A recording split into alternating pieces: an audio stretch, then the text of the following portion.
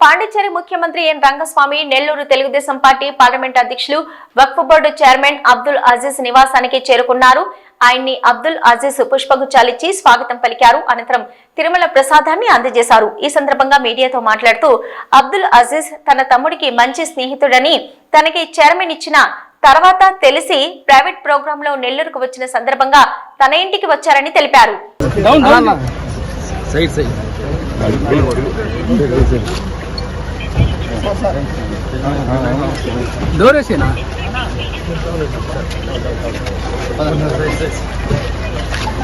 So happy sir. Next time Nellore college again.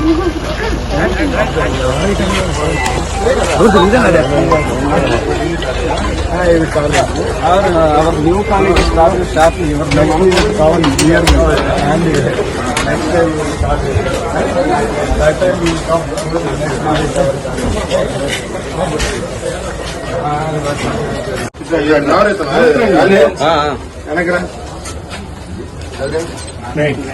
Male plan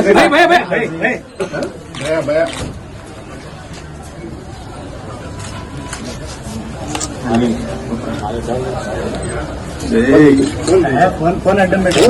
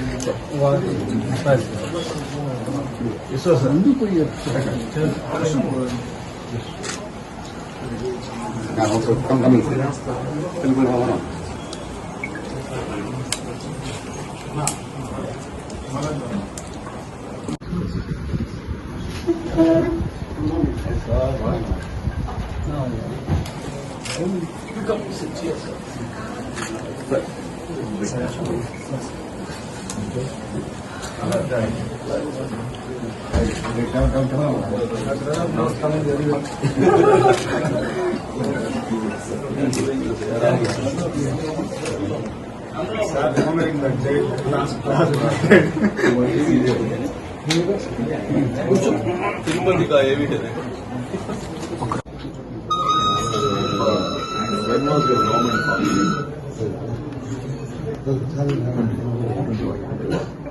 So you are going for election.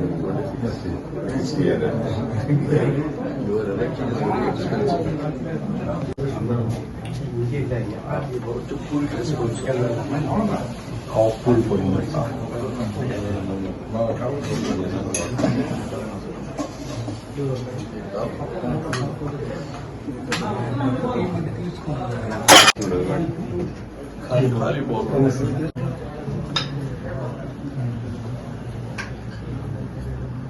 नमक खुदा छोड़िया